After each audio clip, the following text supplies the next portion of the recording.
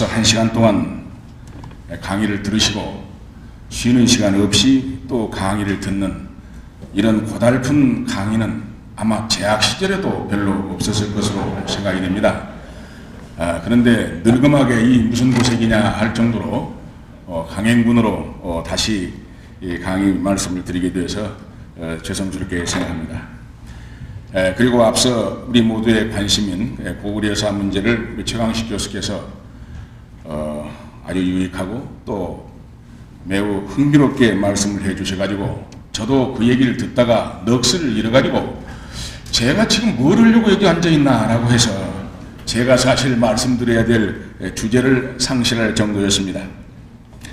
뿐만 아니라 제가 오늘 말씀드리고자 하는 이 주제가 한미 관계입니다.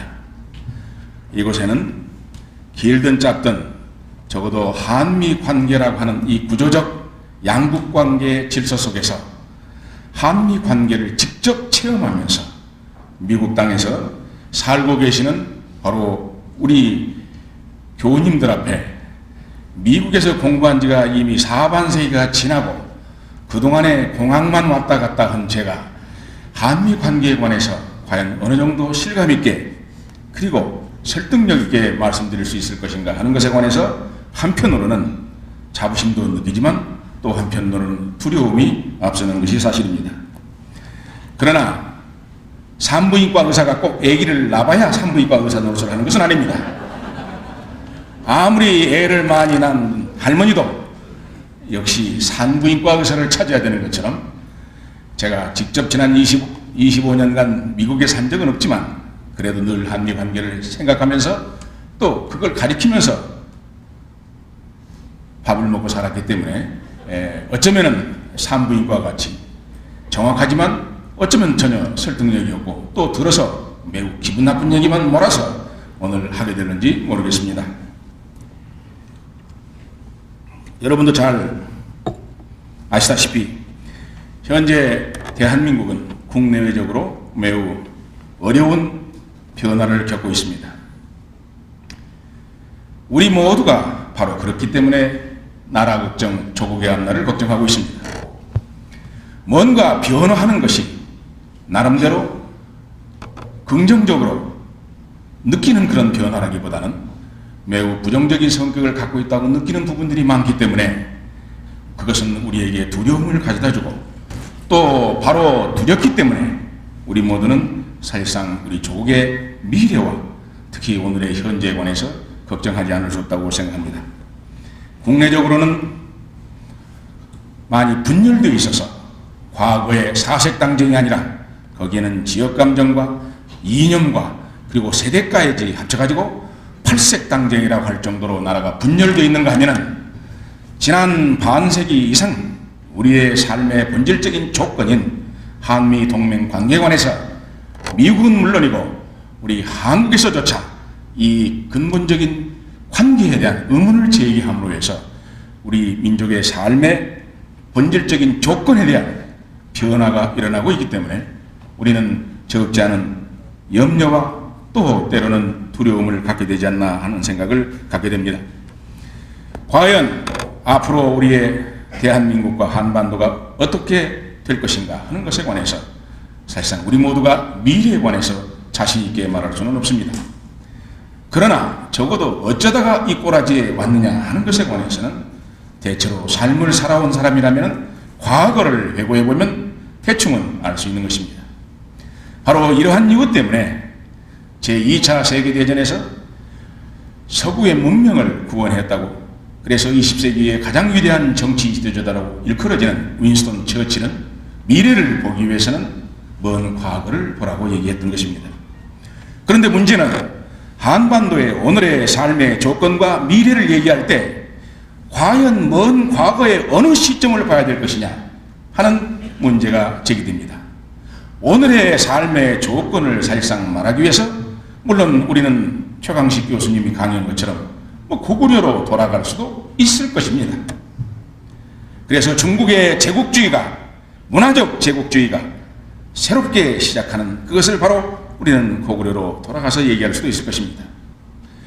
그러나 적어도 대한민국의 삶의 조건에 관해서 얘기하려면 우리는 분명히 우리 한반도의 지정학적 조건과 근대 국제정치의 파도가 밀릴 때 우리가 과연 어떤 한계와 가능성을 가지고 있었느냐 하는 것을 되돌아보는 그런 시점이 있습니다.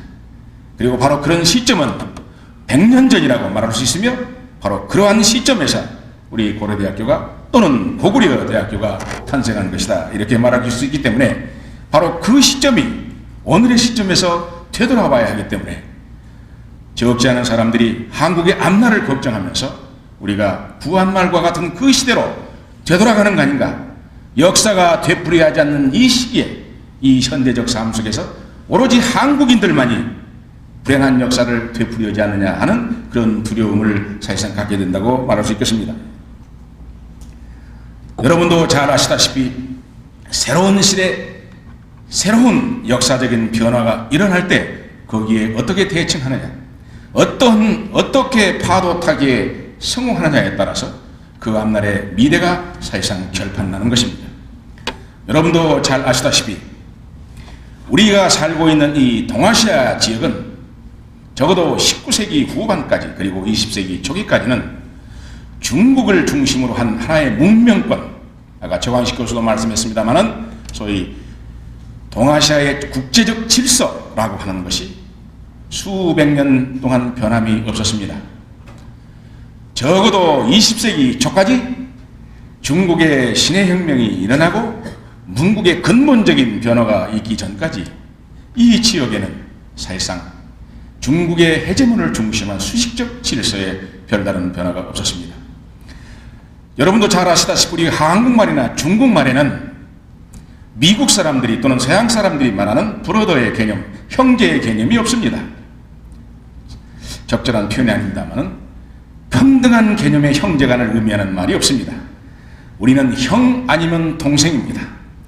언니 아니면 아우가 되는 것이죠. 우리의 의식 속에는 수평적인 질서보다도 사실상 수직적인 질서만을 가지고 있고 바로 중국을 중심으로 한 이 수직적인 질서, 이 유교적인 질서는 우리의 현재 머릿속에도 가장 오래 남아있는 유산이며 고려대학교 출신들이 만나면 학번부터 묻기 시작하는 것 자체가 바로 이 유교적인 잔재를 영원히 이어가는 그런 하나의 역사적 유산이라고 사실상 말씀드릴 수 있겠습니다.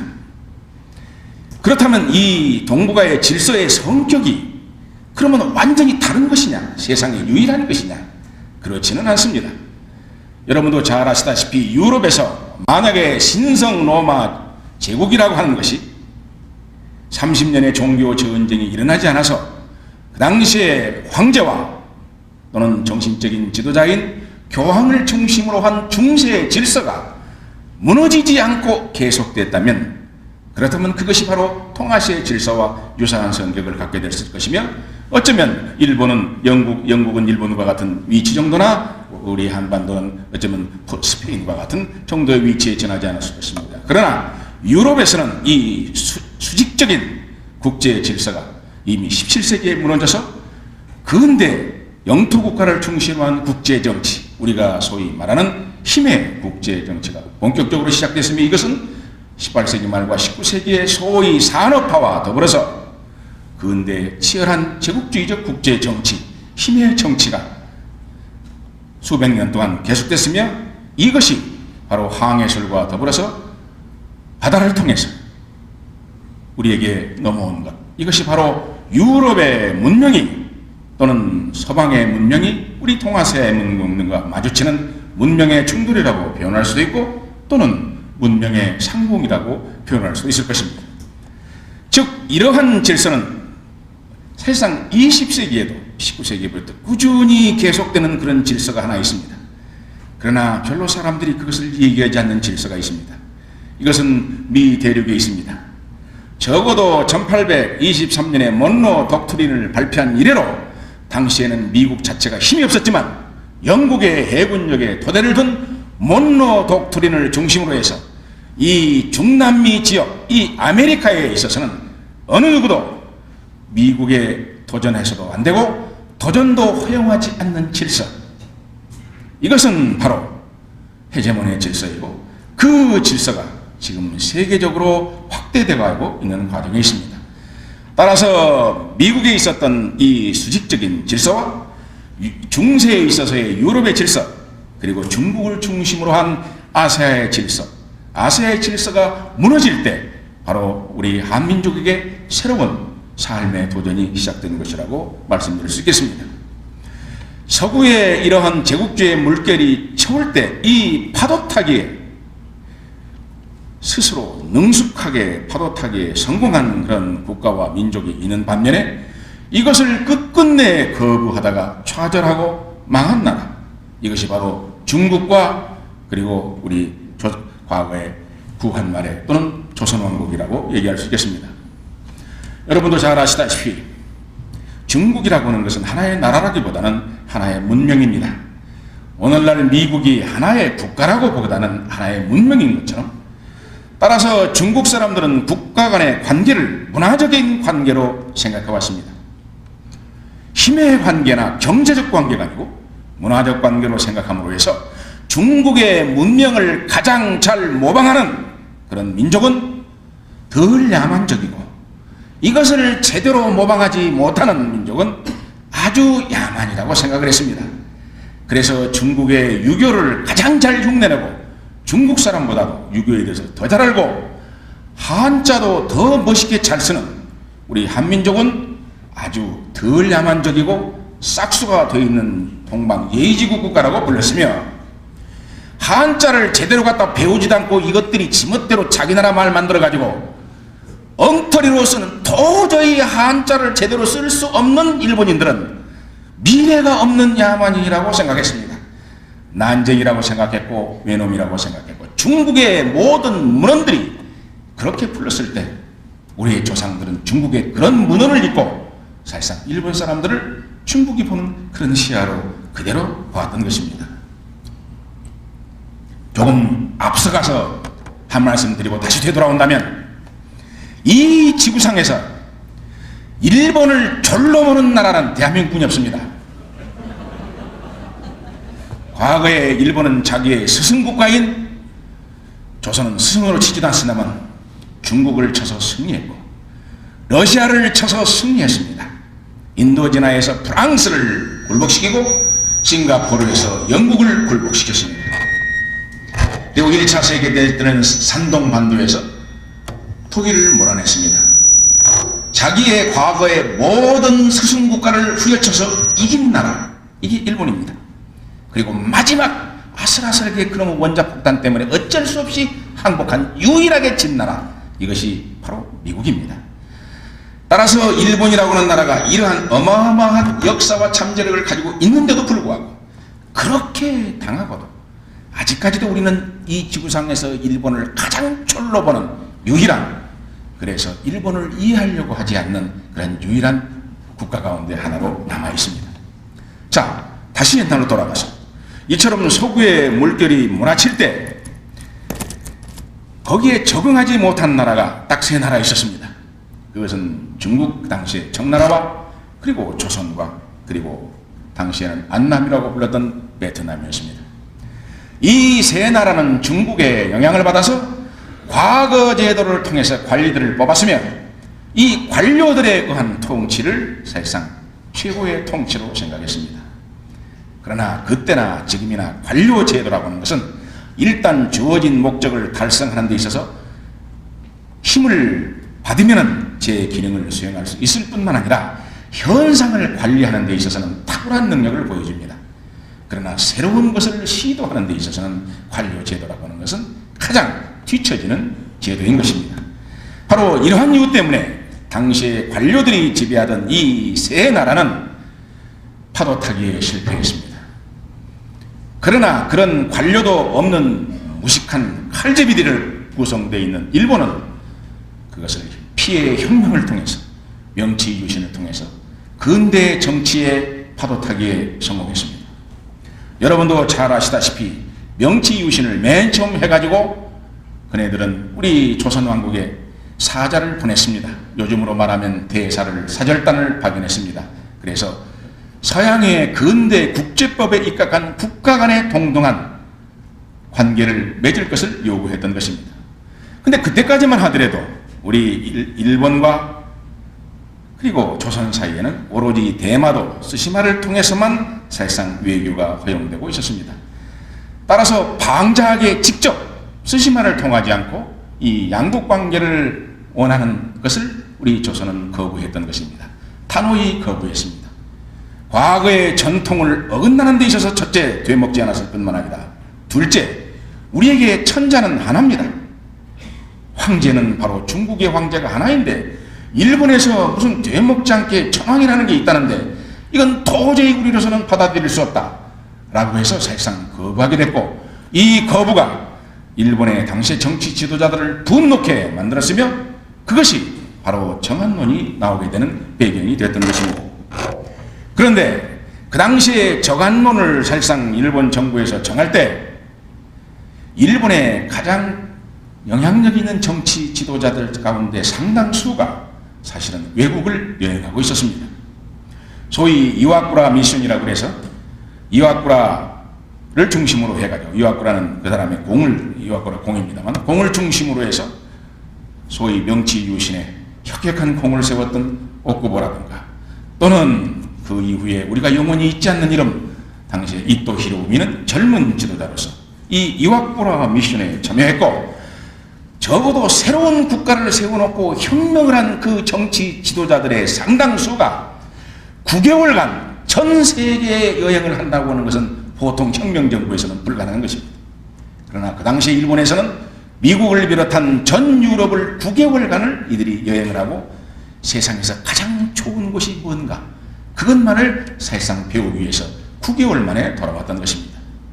돌아와서 보니까 사이고 다카모리를 중심으로 해서 정한론이 논의가 되고 있었습니다. 이때 오쿠보를 비롯한 이와쿠라 미션에서 돌아온 사람들이 정한론을 폐기하게 됩니다. 일본은 아직 전쟁할 나라가 못 된다. 일본은 적어도 앞으로 상당 기간 동안 국력을 기르지 않는다면 안 된다. 적어도 일본은 서방 국가들과의 도저히 상대할 수 없다고 하는 것을 분명히 자각하게 돼서 정한론을 폐기하게 되는 것입니다. 정한론을 폐기하게 되니까 화가 나가지고 자기의 고향 사스마, 지금의 가고시마로 돌아가서 어린아이들을 가르친 사람이 바로 사이고 다카모리입니다. 그러나 사이고 다카모리는 중앙정부 돌아가는 꼴이 도저히 참을 수가 없어서 다시 혁명을 일으키게 됩니다. 자기 제자들을 중심으로 해서. 바로 그것을 배경으로 해서 만든 영화가 요새 미국에서는 어떻게 되돌아가는지 모르겠습니다만 마지막 사무라이, The Last Samurai라고 하는 영화입니다. 그 영화 속에 이름은 사이고 다카모리라고 나오진 않습니다만, 그러나 사이고 다카모리는 그 혁명에 실패했지만 일본 사람들은 그래도 그가 애국자였다고 해서 지금도 일본의 우에네 공원에 가면 사이고 다카모리의 동상이 서 있습니다. 제가 지금 말씀드리고자 하는 것은 당시에 이처럼 일본은 근대 국가, 중앙 집권적인 국가를 재빠르게 세움으로써 파도타기를 했을 뿐만 아니라 적어도 세계가 어떻게 돌아가는 것을 알았으며 자기들의 힘이 아직은 무력으로서 서방 국가들을 흉내낼 수 있는 위치에 있지 않다고 하는 소위 치피지기를 했었던 것입니다. 중국 사람이라면 손자병급에 치피지기를 모르는 사람이 없습니다만 중국 사람들은 당시에 전혀 적을 알려고 하지 않았습니다. 오히려 중국의 위대한 5천년의 문명에 서로 그것을 접하게 되고 그 내용을 알게 되면 스스로 굴복해서 스스로 그 뛰어난 문명을 받아들이고 무릎을 꿇을 것이다 라고 생각한 반면에 일본은 분명하게 치피지기를 했었던 것입니다. 그래서 그들은 평화적으로 바로 한반도에 접근하게 되는 것입니다. 여러분도 잘 아시다시피 아까 조공관계라든가 여러 가지 문제가 나왔습니다만 그 문제에 관해서는 제가 여기서 직접 들어갈 수는 없겠습니다만 적어도 한반도에 대해서 조선에 관해서 중국은 직접적으로 영향력을 행사하지는 않았었습니다. 그런데 여러분도 잘 아시다시피 모든 외국의 문제는 전부 중국에서 처리할 것을 바라는 우리 조선 왕조의 기대 때문에 당시에 일본에서는 조선에 접근하기 위해서 중국의 이홍장이에게 접근했던 것입니다. 물론 당시에 자금성을 통해서 추이를 보고 그 다음에 이홍장기를 통했습니다. 그래서 조선과의 관계 개선을 할 것을 요구했던 것입니다.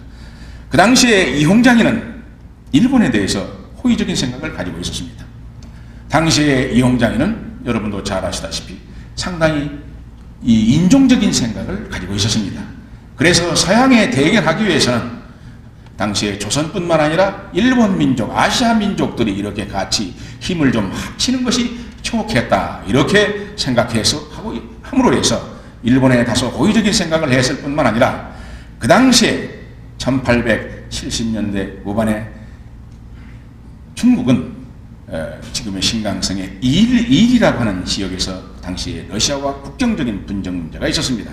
따라서 이런 골치 아픈 상황에서 일본 문제가 한반도 문제를 가지고 소란을 피우는 것을 원치 않았기 때문에 당시에 조선 정부에게 일본과의 관계 개선할 것을 사실상 지시했고, 이것을 권고했다고 표현하는 것이 적절하겠습니다만 지시했고, 그래서 우리는 알고 있는 운양호 사건이나 이런 걸 통해서 강화도 조약을 맺게 되었습니다. 그러나 여러분도 잘 아다시피 강화도 조약을 통해서 문은 열었지만 그러나 우리는 새로운 변화에 적응하는 데 매우 느리고 또한 주저했습니다. 따라서 실제로 우리가 새로운 세계로 들어가는 데 있어서 결정적으로 중요한 역할을 수행한 것은 바로 임오군란이고 갑신정변이라고 말씀드릴 수 있겠습니다. 일본의 영향력이 한반도에서 커지니까 이홍장이는 당시에 조선에게 다시 지시를 내립니다. 즉 다시 말해서 일본의 영향력을 막장이 중국이 혼자 막기가 힘들기 때문에 미국을 비롯한 서방 국가들과의 관계 개선, 즉 통상조약 맺을 것을 사실상 권고하게 됩니다. 바로 그 이홍장이 그러한 권유 때문에 사실상 1882년 우리는 미국과 통상조약을 맺고 다른 나라들과의 통상조약을 맺어지게 되는 것입니다. 물론 2년 전에 김홍집이가 일본에 두 번째 갔을 때에 여러분도 잘 아시피 조선책략이라는 책을 가져왔고, 이것은 바로 황준원의 생각이지만 그것은 이홍장의 생각과 거의 다른 내용을 갖고 있지 않았습니다. 따라서 1882년에 임오군란과 갑신정변을 통해서 당시에 중국의 이홍장이는 바로 조선을 이제 마음대로 요리하는 그러한 계기가 되게 되는 것입니다. 그리하여 24살 먹은 웬스카이라고 하는 원세계 24살짜리가 바로 우리 조선 한반도를 주무르는 사실상의 총독 통치를 하는 그런 굴욕적인 시대를 사실상 갖게 되는 것입니다. 이 갑신정변 문제가 등장했을 때 당시에 중국은 이 문제를 가지고 일본과 전쟁할 생각이 없었습니다. 전쟁할 준비가 되어 있다고 생각하지 않았습니다. 일본도 중국과 전쟁할 생각이 없었고 또 전쟁할 자신도 아직은 없었습니다. 그래서 여러분도 잘 아시다시피 일본의 이토 히로부미 수상이 1885년에 천진에 가서 조약을 맺게 되는 이것이 1885년의 천진조약입니다. 어디에서 조약이 맺어지느냐? 천진에서 맺어지고 이토 히로부미가 천진까지 찾아갔다고 하는 것은 당시에 일본이 중국에 대해서 상당한 두려움과 대접을 하고 있었다는 것을 의미한다고 할 수 있겠습니다. 그러나 이 텐진조약 또는 천진조약을 통해서 중국은 일본에게 한반도 문제에 대해서 중국과 마찬가지로 한반도 문제를 개입할 수 있는 동일한 권리를 인정하게 되는 것입니다. 어떻게 인정을 했느냐? 한반도에 문제가 생기면은 개입할 필요가 있다고 생각이 되면은 어느 쪽이든 군사력을 파괴할 때는 상대방에게 사전에 통보한다 하는 내용을 사실상 담게 되는 것이고, 이 동학혁명이 농민혁명이 일어났을 때 중국의 파병은 곧 일본의 파병을 불러일으키게 되고, 그리고 이 함께 온 이 군대, 양 군대가 결국은 한반도를 중심으로 해서 시작한 전쟁, 이것이 바로 청일전쟁이었던 것입니다. 그리고 이 청일전쟁에서 일본은 아주 단기간에 승리를 하고 요동반도를 먹었습니다. 그런데 요동반도를 먹고 난 다음에 러시아가 요동반도는 베이징의 북경에 위협이 된다. 따라서 이것을 일본이 손에 넣어서는 안 되겠다고 해서 당시에 동맹국가인 프랑스와 그리고 우호적이었던 독일을 끌어들여서 소위 삼국 간섭, 삼국 개입을 함으로써 일본은 요동반도를 끄집어 먹었던 것을 토해내놓게 되는 것입니다. 제가 왜 미국 얘기를 해야 되는데 이처럼 엉뚱한 데서 헤매고 있느냐, 이제 곧 이 미국 얘기가 나오게 됐습니다. 일본은 당시에 전쟁을 통해서 피 흘리고 얻은 요동반도였지만 서양의 강대 국가인 러시아가 함께 요동반도를 내놓으라고 할 때 그들은 다른 방법이 없었습니다. 어쩔 수 없이 그들은 요동반도를 내놨습니다. 아시아의 평화를 위해서라는 이름으로. 그때 일본 정치 지도자들은 깨달은 것이 있었습니다. 다시는 우리가 피를 흘려 얻은 땅을 다시는 내놓지 않기 위해서는 일본 자체의 힘만 가지고서는 부족하다. 우리에게는 강대국가의 동맹국이 필요하다라고 하는 것을 일본 정치 지도자들이 깨달았던 것입니다. 따라서 그들은 동맹을 찾았습니다. 적어도 다른 국가가 일본 문제에 개입하는 것을 견제해 줄 정도의 그런 강력한 강대국가가 필요하다는 것을 느꼈고, 당시 지금의 남아프리카, 그리고 당시에는 보국이라고 불렀던 아프리카의 저 끝에 금광이 나무로 해서 영국이 이 전쟁에 60만 대군을 파병해가지고 질질 끌고 있어서 사실상 화려한 19세기 동안에 외교적 고립을 취해왔던 영국이 러시아를 견제하는 데 필요하다고 해서 거의 1세기 만에, 나폴레온 전쟁 이후 거의 1세기 만에 동맹조약을 맺는 것이 바로 일본과의 동맹조약입니다. 두 섬제국 간의 동맹조약이 맺어지게 되는 것입니다. 이 남아프리카 당시의 보호전쟁은 두 사람의 유명한 인물을 낳았습니다. 기자를 낳았습니다. 한 사람은 윈스턴 처칠이라고 하는 종중 기자를 낳았고, 또 하나는 소위 제국주의라고 하는 최초의 책을 통해서 20세기의 제국주의 책의 이해의 출발을 가져온 홉슨이라고 하는 기자가 에이지 오브 임페리얼리즘을 쓴 1902년의 작품이 바로 그것이 막스주의와 결합돼서 레닌을 사실상 가져오게 되는 것입니다. 따라서 일본은 다시는 제3국 다른 국가의 간섭을 폐지하겠다고 해서 바로 영국과의 동맹을 맺었고, 이 영국과의 동맹을 맺고서 바로 러시아에 승리하는, 그리고 러시아에 승리하실 때 어느 누구도 사실상 여기에 개입하지 못하게 했었던 것이 바로 이 동맹이었던 것입니다. 이 동맹체제는 사실상 1921년 워싱턴 조약까지 사실상 계속됩니다. 두 번의 개정을 통해서. 자, 그런데 이 러일 전쟁 때 사실상 친일적인 입장을 취했던 것이 미국이었습니다. 왜냐? 당시에 미국도 러시아를 견제해야 된다고 생각하는 영국의 입장과 유사한 입장을 사실상 취하고 있었기 때문입니다. 문제가 나오면은 항상 걸고 넘어져서 미국을 비난하는 데 제1성으로 사용되는 그런 조약이 소위 테프트 카스라 조약, 카스라 테프트 조약이라고 해서 1905년 7월 달에 맺어진 일종의 협약을 늘 들게 되는 것입니다. 여러분도 잘 아시다시피 우리 조선이, 그리고 우리의 구한말, 한말에 매우 나라가 어려웠을 때 우리의 고종 황제가 유일하게 희망을 걸었던 나라, 마지막으로 우리를 구원해 주기를 기대했던 나라는 다름 아닌 바로 미국이었습니다. 왜냐하면 우리는 미국과의 통상 조약에서 미국은 한국이 당시에 조선왕국이 다른 나라와의 분쟁에 들어가면은 굿 오피스를 제공한다라고 분명하게 명기했습니다. 근데 굿 오피스를 제공한다는 것은 중재 역할을 한다는 것인데, 당시에 우리 조상들은 그것을 도와준다고 해석을 해서 미국이 우리를 도와줄 책임과 의무가 있다고 사실은 해석을 했습니다. 미국에 대한 인상이 좋았던 것은 바로 중국이 미국을 비교적 당시에는 긍정적으로 보았습니다. 즉 영토를 노리지 않는 나라, 영토에 야심이 없는 그러한 나라로 사실상 생각하기 때문에 그렇습니다. 그래서 사실상 청일전쟁 때 아무 일도 하지 못했고, 이미 러일 전쟁 때는 우리 한반도는 사실상 전쟁이 시작할 때 이미 일본군의 사실상 점령 상태에 들어있을 때 고종 황제는 미국의 도움을 받기 위해서 당시 호레이소 알렌 공사를 우리 조선 왕국의 특별사자로 해서 루스벨트 대통령에게 특사로 파견하게 되는 것입니다. 따라서 호레이쇼 알렌은 루스벨트 대통령에게 얼마나 이 조선 사람들이 착하고 평화 애호적이며 인격이 훌륭한가, 아주 인간적으로 훌륭한 점을 사실상 강조하고, 이 당시에 한국 코리안인들이 미국의 도움을 기다리고 있다, 미국을 도와줬으면 좋겠다라고 하는 고종 황제의 뜻을 전해들은 루스벨트 대통령은 호레이쇼 알렌에게 물었습니다. 이 러일 전쟁에서 어느 나라가 이길 것 같으냐. 그러니까 호레이쇼는 해전에서는 분명히 일본이 이길 것 같고 육전에서도 아마 이기지 않겠습니까? 라고 답을 했습니다.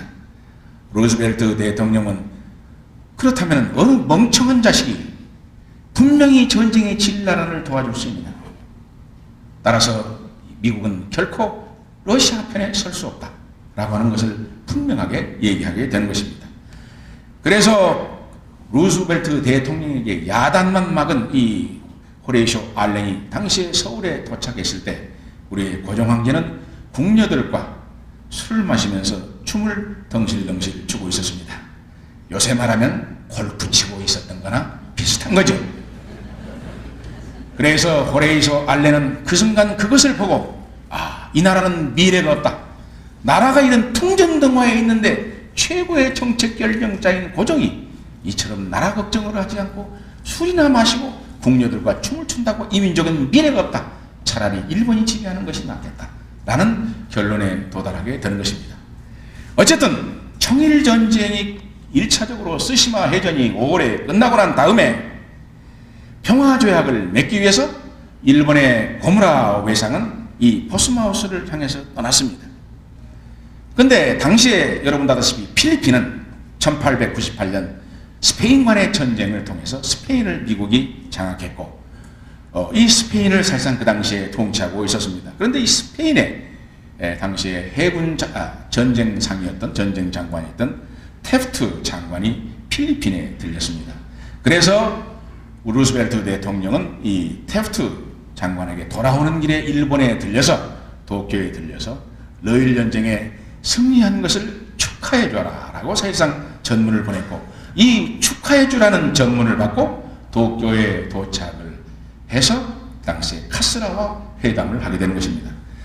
당시의 회담은 외무상인 고무라가 당연히 카운터 파트임에도 불구하고, 고무라는 이미 포스마우스를 향해서 태평양을 여행하고 있었기 때문에 배를 타고, 당시에 카스라 수상이 바로 테프트를 맞이해서 테프트가 전쟁에 승리한 것을 축하하고, 그러면서 필리핀에 대한 걱정을 사실상 늘어놓게 되는 것입니다. 이에 대해서 카스라 수상은 일본은 전혀 필리핀에 대해서 관심이 없다. 우리는 바로 이 코리아 반도를 위해서 2차례나 전쟁을 했다.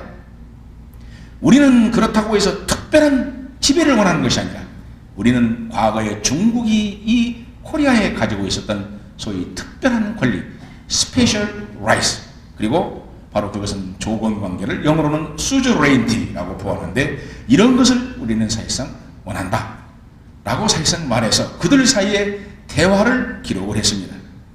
이 대화를 기록한 것을 루스벨트 대통령에게 전문을 보내면서 이 가운데 혹시 고칠 말이 있으면 고쳐다오. 대통령께서 보고 이게 마음에 안 드는 표현이 있으면 고쳐달라라고 해서 전문을 보냈는데, 그것을 받은 루스벨트 대통령은 당신이 한 말은 한마디도 틀린 말이 없다. 그러면서 코리아에 관해서 이렇게 말했습니다. 한국 사람들은 자기 자신을 위해서 단 한 방도 날려본 적이 없는 사람이다. 영어로 스트라이크 블로. 스스로 한 방도 날려본 적이 없는 사람이 바로 한국 사람인데, 자기 자신을 위해서 한 방도 날려본 적이 없는 한국 사람들을 위해서 누가 무슨 일을 할 수 있겠느냐. 그래서 그는 코리아에 관해서 사실상 전혀 도와줄 생각이 없을 뿐만 아니라 당시에 카스라와 그리고 테프트 사이의 대화의 기록을 사실상 승인했던 것입니다. 따라서 그 당시에 이러한 루스벨트 대통령의 태도에서 뿐만 아니라 그 당시에 코리아가 어디 붙어 있는지도 모르는 것이 미국인들의 99% 이상의 사실상 상황에서 뿐만 아니라 그 당시에 만약에 조선 또는 코리아를 위해서 어떤 국가가 만약에 나서서 일본에 대해서 시비를 건다면 그것은 곧 대영 제국과 대결하는 것을 각오하지 않고서는 불가능했던 것입니다. 그 당시 미국은 강대국가도 사실은 아니었습니다. 필리핀에 이겼지만 뭐 대단한 함대가 있었던 것도 아니고 군대가 있었던 것도 아니고, 그래서 영화에서 우리가 보는 카우보이 정도가 아마 있었을 겁니다만은, 그 당시에 미국은 군대를 이쪽마에 파견을, 대대적인 전투군을 파견할 정도가 되지 않았을 뿐만 아니라 적어도 당시에 일본에 대결하기 위해서는, 일본의 입장과 대립적인 입장을 갖기 위해서는 영국과의 사실상 대결을 각오해야 되는 것입니다.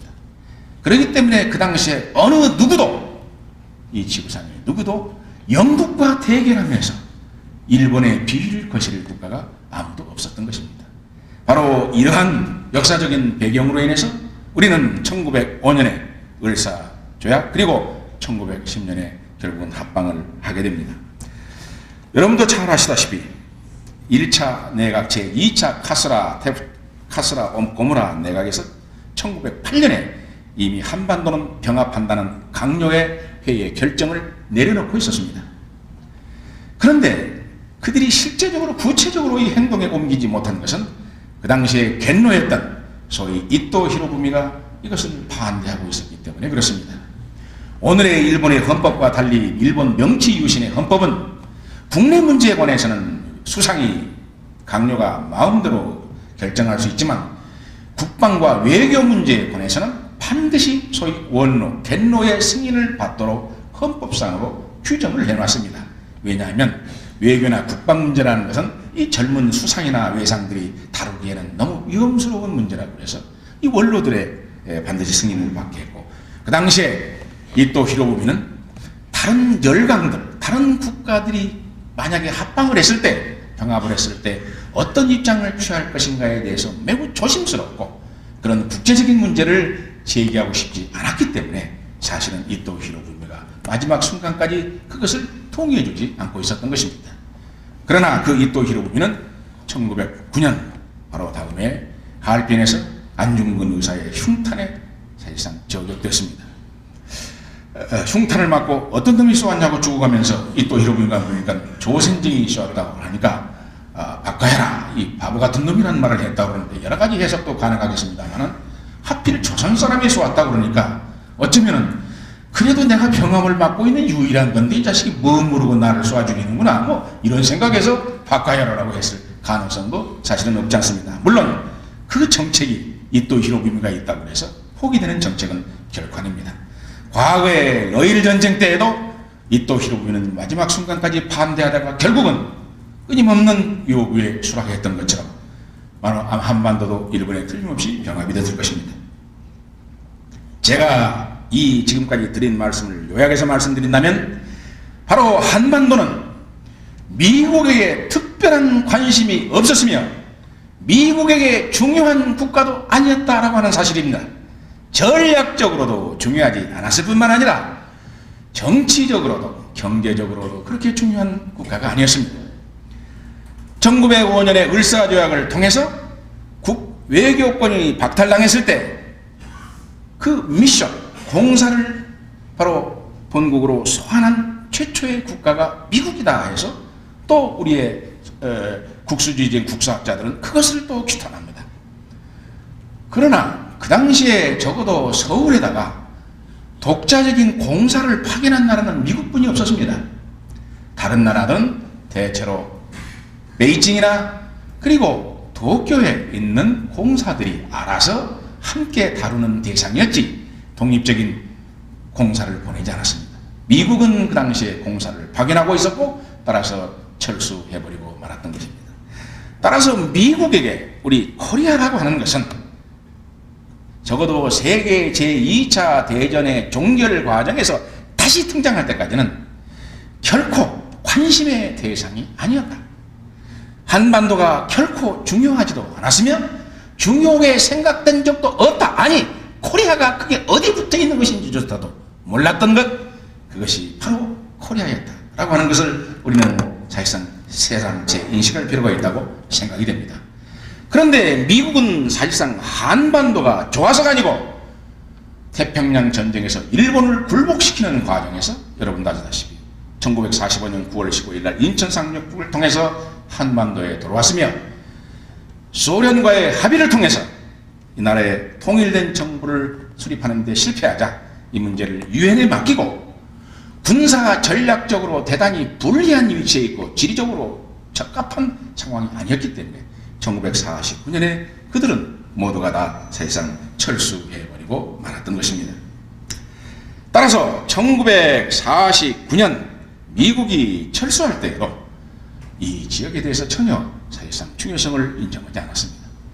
1950년 1월 달에 소위 애치슨 라인에서 애치슨 장관이 디펜스 페리미터에서 우리 한반도를 뺀 것은 사실상 군사 전략적으로는 매우 당연한 것이었으며 그 당시에 국방부의 메가더 장군의 전략적 사실상 디펜스 페리미터를 그대로 얘기한 것에 지나지 않았습니다. 그런데 그 당시에 그렇다면 한국과 같은 이런 나라의 문제는 어떻게 될 것이냐라고 하는 기자들의 질문이 사실상 있기 전에 그 애치슨 장관의 인터뷰 내용을 자세히 들여다본다면 그 뒷부분에 가면은 한국과 같은 데에서 문제가 일어난다면 유엔이 다루면 된다라고 하는 그 답이 사실은 들어있긴 합니다. 그러나 우리는 미국이 애치슨 라인에서 한반도를 사실상 포함시키지 않았다. 그래가지고 또 미국을 매우 규탄하는 그렇게 함으로 해서 심지어 좌익학자들은 북한의 남한 하는 그 6.25의 전면 전쟁을 유도했다라고까지 이렇게 사실상 말하는 것은 당시에 한반도의 지리적인 조건, 전략적인 중요성이 있지 않았음을 사실상 미국이 인정하고 있었기 때문이라고 할 수 있겠습니다. 그러나 한국전쟁 후에 1953년 이승만 박사의 탁월한 지도력을 통해서 우리는 우리 자신의 안전을 위해서 한미 동맹체제를 맺었습니다.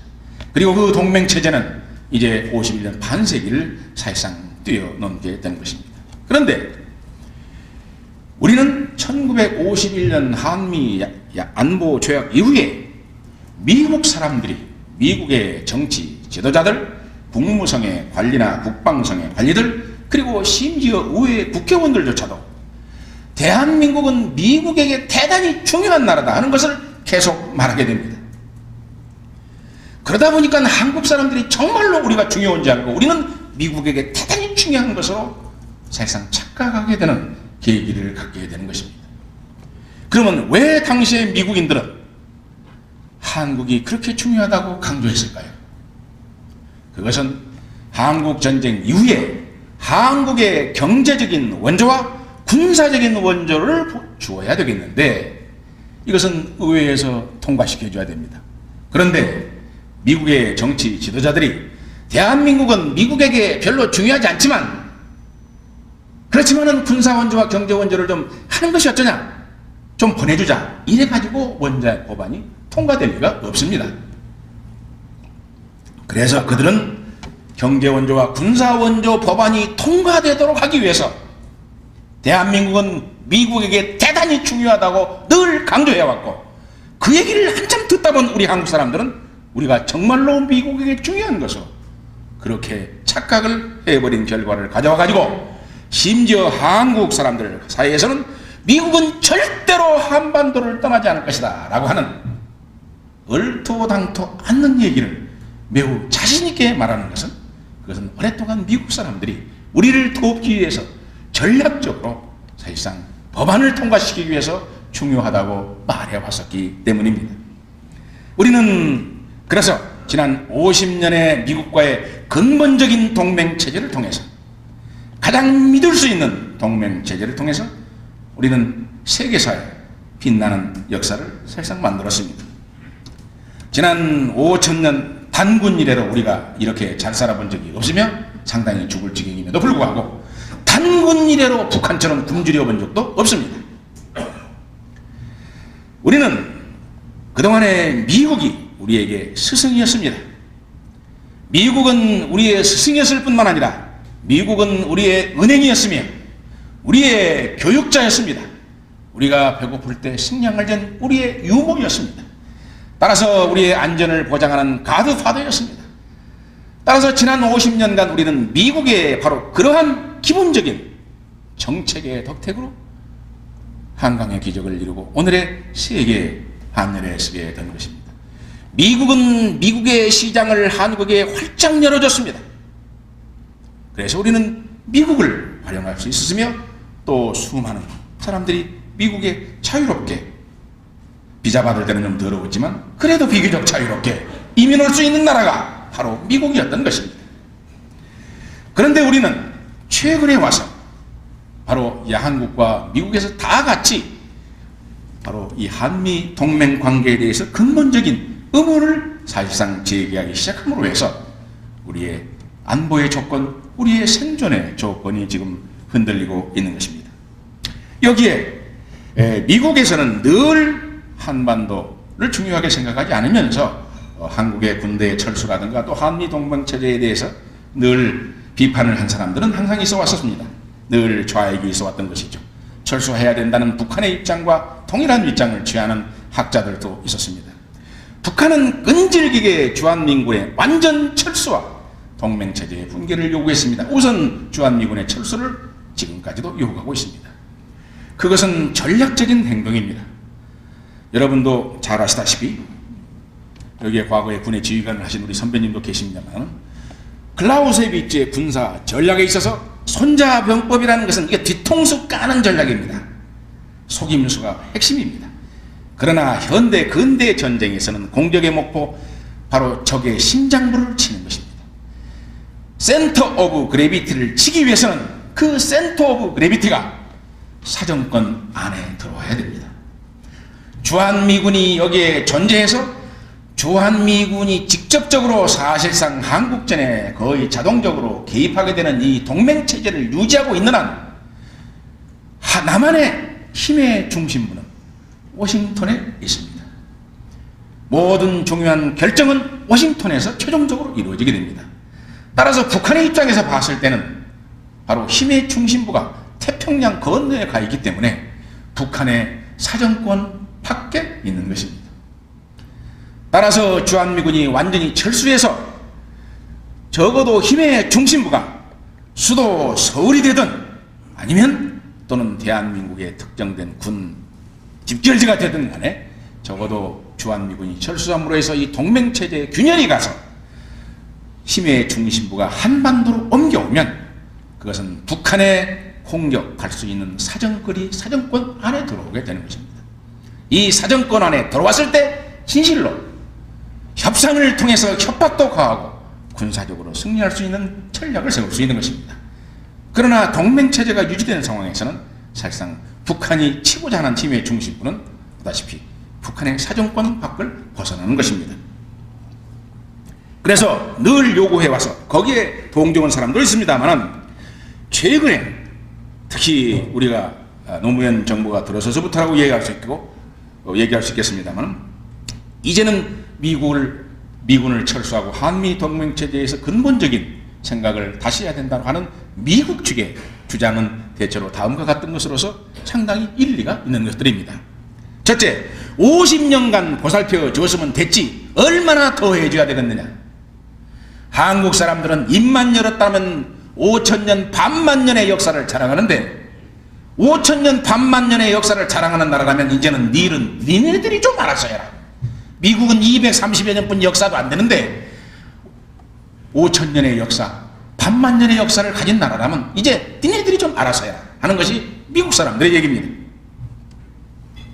두 번째는 여러분 아다시피 미국에서는 이 전쟁해가지고 미군이 몇 명 죽으면 이게 얼굴 색깔이 달라지는 나라입니다. 따라서 도저히 이제는 38선 근처에 미군을 둘 수가 없다. 소위 말해서 인계철선을 절대로 수용할 수 없다라고 하는 입장입니다. 따라서 인계철선 즉 미국을 끌어들이는 역할을 하는 주한미군은 철수해야 된다라고 하는 것이 두 번째 이유입니다. 세 번째는 우리가 지난 IMF 체제에 들어가는 지난 1990년 3년간에 경험했던 것처럼 한국의 경제 문제가 생기면 미군이 있고 동맹체제가 유지되는 한 미국이 전적으로 이걸 무관심할 수가 없는 것이다. 지난번 저희들의 IMF 체제를 극복하는데 약 170억 불을 쏟아넣었다고 합니다. 앞으로 제2의 제3의 한국 경제가 위기에 처했을 때 미국이 또다시 이런 짓거리를 해야 되겠느냐. 경제적으로 한국의 인질이 될 수 없다. 그러기 위해서는 우리는 사실상 그 인질을 거부해야 된다라는 상황 속에서 이것을 주한미군 철수를 요구하는 이유 가운데 하나입니다. 왜냐하면 과거에 우리가 IMF 체제로 위험스러웠을 때 미국 정부에서는 미국의 투자가들에게 이렇게 말했습니다. Our boys are there. 우리들의 GI들이 거기 있다. 이 말 한마디로서 당신의 투자는 보장된다는 것을 말해줬기 때문입니다. 따라서 이제 대한민국의 경제가 북한에 대해서 우위에 있고 군사력 자체가 우위에 있기 때문에 스스로 이제 5천년 만에 스스로 알아서 할 뿐만 아니라 특히 경제적으로도 미국이 한국 경제에 늘 도와줘야 되는 인질 상태를 벗어나기 위해서도 사실상 이제는 주한미군이 완전히 철수해야 된다는 것을 주장하게 되는 것입니다. 그 다음에 한국의 전략적 가치가 사실상 상실됐습니다. 우리는 제1차 걸프전과 그리고 최근의 이라크 전쟁에서 볼 수 있는 것처럼 이제는 전쟁이라고 하면은 사실상 텔레비전에서 보는 닌텐도 게임처럼 해버립니다. 오늘날의 전쟁은 공군력을 중심으로 해서 그 뛰어난 파괴력, 소위 군사혁명을 통한 새로운 무기체제를 가지고 전쟁을 합니다. 따라서 이렇게 본다면 구태여 어느 특정된 지역에다가 사실상 병력을 많이 파견할 이유가 없습니다. 미국은 이 새로운 무기 기술을 가지고서도 얼마든지 전쟁을 할 수 있기 때문에 한반도의 전략적 가치는 옛날에도 없었지만 그나마 있다고 주장하는 것마저도 이제는 전략적 가치가 없다라고 하는 것이 군사전략적인 평가입니다. 그 다음에는 여러분도 잘 아시다시피 일본이 패망한 다음에 일본의 안전을 책임진 미국이 그동안의 이 동아시아의 지역에서 여러 가지 정책과 또는 전략적 입장을 취하는데 그것은 사실상 상당 부분은 일본을 대신한 것입니다. 이 지역의 제1차적인 이해관계자는 일본입니다. 그러나 일본을 대신해서 미국이 그동안에 많은 일을 해왔습니다. 미국의 입장과 일본의 입장은 상당 부분 사실상 겹치는 것이었기 때문에 그렇습니다. 이제는 일본이 좀 알아서 해라 하는 것입니다.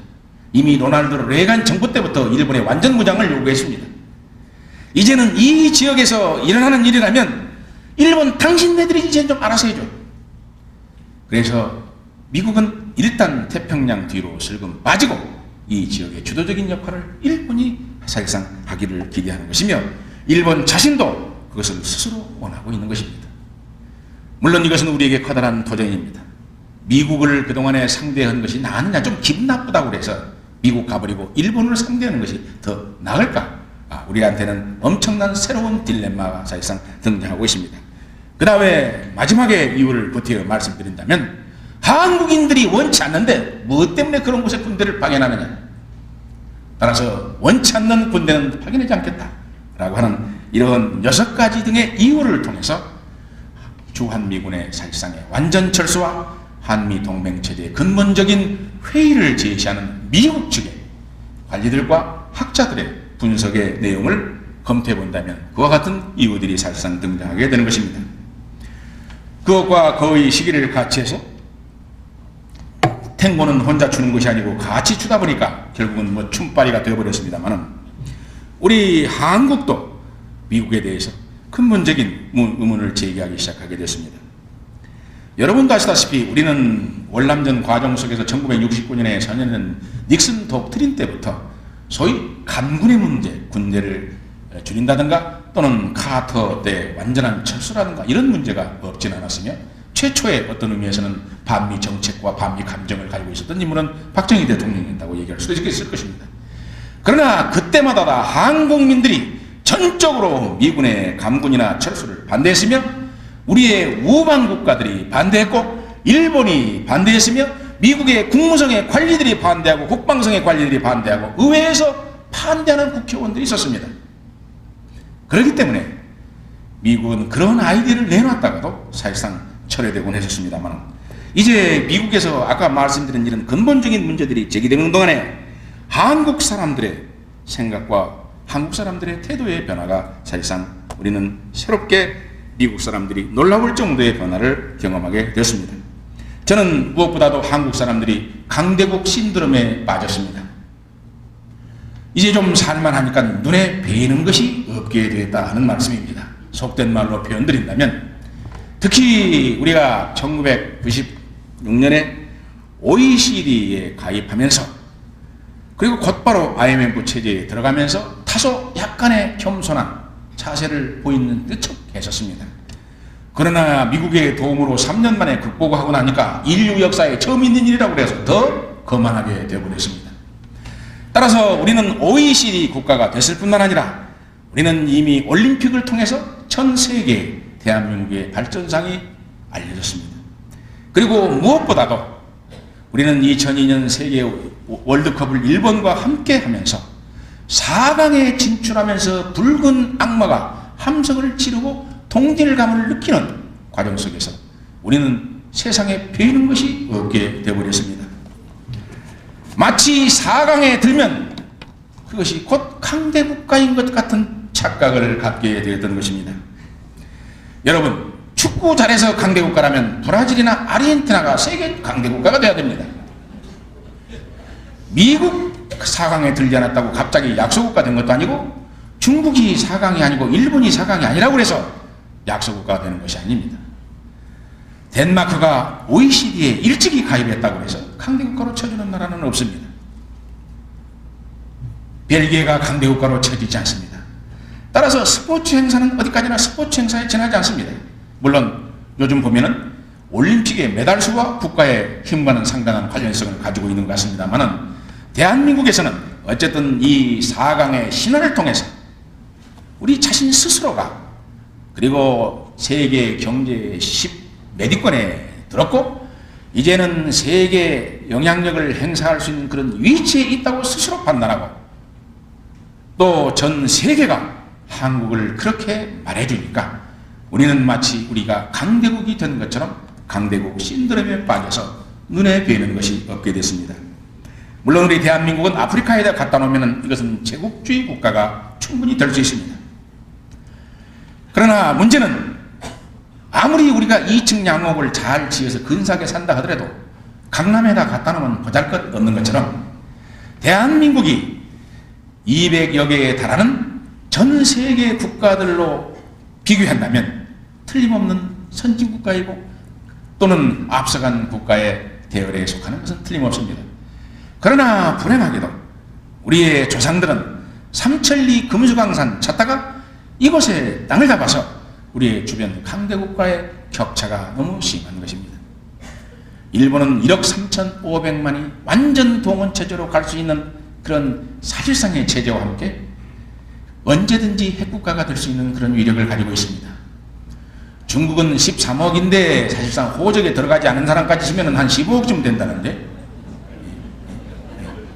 러시아가 2억이고 미국이 3억이고 도대체 우리 주변의 이런 국가들 때문에 우리는 우리의 조상들이 100년 전에 얘기했던 것처럼 우리는 여전히 어쩔 수 없이 새우이고 이들은 고래처럼 느낄 수밖에 없는 그래서 고래 싸움에 새우등 터지지 않기 위해서 조심할 수밖에 없는 그러한 지정학적인 조건, 역사적 조건을 사실상 갖고 있다는 것을 망각하고 우리 스스로가 마치 강대국이 돼서 주변 국가들을 조정하고 우리가 조정자가 될 수 있을 것 같은 착각을 하고 그렇게 말하는 사람들이 있는 것입니다.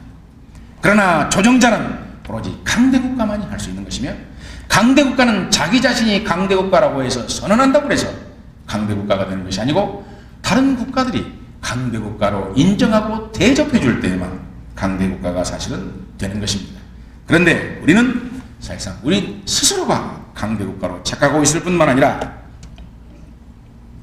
우리는 지난번에 미군의 사건이라든가 매항리 사건 등등의 여러 가지 사건을 통해서 그 뒤에는 조직적으로 움직이는 분명한 세력이 있을 것으로 생각됩니다만 미국과의 불평등의 문제, 소파를 중심으로 해서 미국과의 불평등의 문제를 제기하면서 민족주의적인 감정을 부각시켜가지고 사실상 붉은 악마 때 못지않은 그런 사회적 분위기를 조성해서 미국 사람들을 깜짝 놀라게 만드는 그런 민족주의적, 극단적, 국수주의적 감정의 폭발을 사실상 우리는 또한 예로 들지 않을 수 없을 것입니다.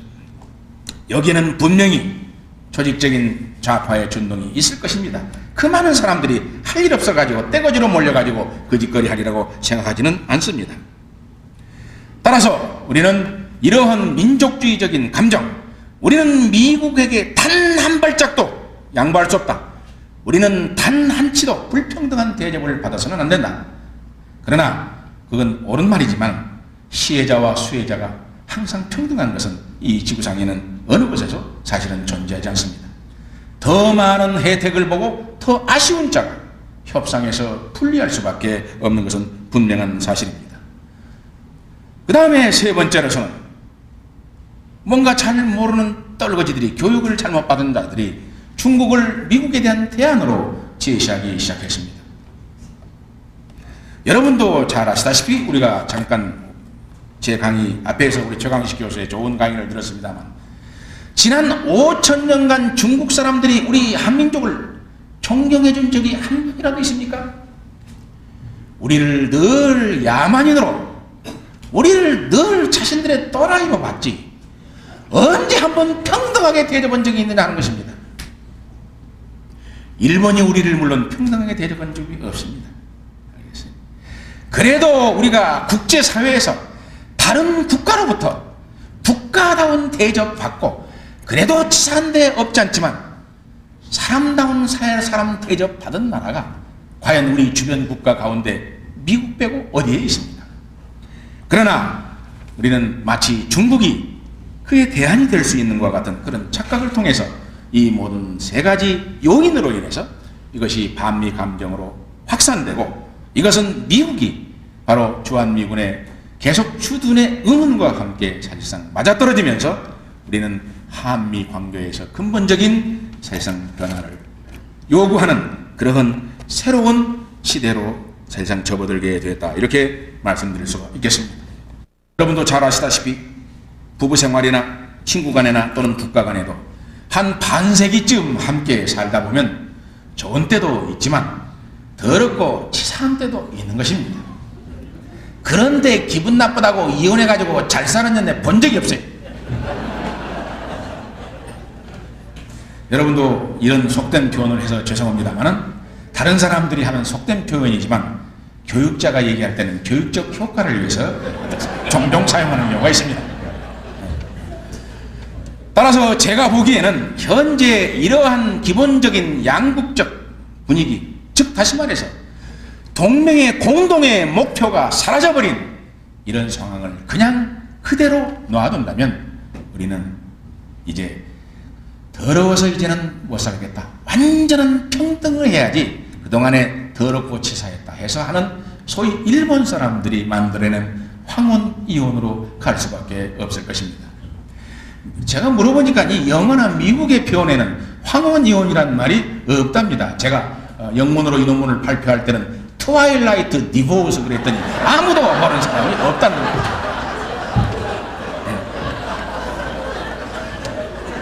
그건 일본에서 만들어낸 말이고, 그래서 푸트노트에다가 그것을 설명할 수밖에 없었습니다만은, 어쨌든 완전 평등을 요구하면서 끝장을 내버릴 것이냐, 그래서 미국과 황혼의 이혼을 할 것이냐, 아니면 그저 중년이 겪는 하나의 위기로 생각하고 이것을 극복하기 위해서 우리가 가일층 노력함으로 해서 돈독한 우방으로서의 관계를 계속 지속할 것이냐 하는 것은 말할 것도 없이 미국에게도 매우 중요한 결정권을 가지고 있지만, 한국 정부와 한국민이 어떻게 한미 동맹 관계를 대하고 얼마만큼 소중하게 여기냐에 따라서 어느 정도 달라질 수 있는 여력이 있지 않느냐 하는 생각을 사실상 하게 됩니다. 미국의 입장에서 봤을 때 도대체 대한민국에서 건질 것이 없어요. 전략적으로 중요한 것도 아니고, 그렇다고 해서 무슨 석유가 펑펑 나는 것도 아닙니다. 무슨 다이아몬드가 있는 것도 아니에요. 그렇다고 해서 우리나라의 교포들이 이스라엘 유태인처럼 미국 정부의 영향력을 행사해가지고 미국의 정치를 좌지우지하는 데 영향을 미칠 만한 그런 교포의 능력을 갖고 있지도 않습니다. 그렇기 때문에 우리는 특히 미국과의 관계를 생각할 때 이와 같이 우리의 매우 중요한 약점을 의식하면서 이 주어진 여건 범위 내에서나마 그래도 우리가 최선을 다해서 우리의 근본적인 변화, 또 우리나라가 번영하고 발전하기 위해서는 미국과의 동맹관계가 필수적이라는 이런 인식을 우리가 계속 해나가야 될 것입니다. 여러분, 이 역사를 움직여 나가는 지금 나라가 어느 나라입니까? 교육에 있어서뿐만 아니라 과학에 있어서, 군사에 있어서, 문화에 있어서, 정치, 경제, 문화 모든 삶의 영역에 있어서 역사 발전을 이끌어 나가는 최고의 나라가 어느 나라입니까? 그것이 바로 미국입니다. 과거에 우리의 민족은 바로 가장 문명이 발달됐다는 명나라와 친했을 때 우리는 나름대로 발전한 그런 국가였습니다. 문명 국가였습니다. 지금은 최고의 국가가 바로 미국입니다. 이런 최고의 역사의 주역, 역사의 수레바퀴를 돌리는 국가와의 관계를 소홀히 하거나 단절하면서 떨어지 같은 그런 국가들하고 지내봤자 거지는 거지한테 별로 도움이 안 됩니다.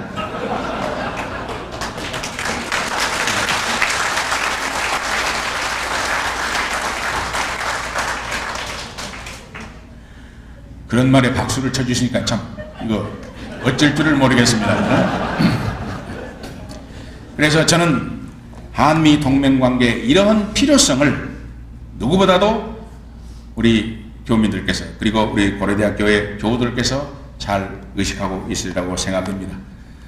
그렇기 때문에 한국 지도자들과 국민은 국민 나름대로, 그리고 미국에 계신 우리 교포들은 교포 나름대로 한미 관계, 이것이 황혼의 이혼으로 가지 않고 중년의 위기를 하나의 겪는 그런 과정이 될 수 있도록 함께 노력하자는 말씀을 드리면서 제 말씀을 마치겠습니다. 경청해 주셔서 감사합니다.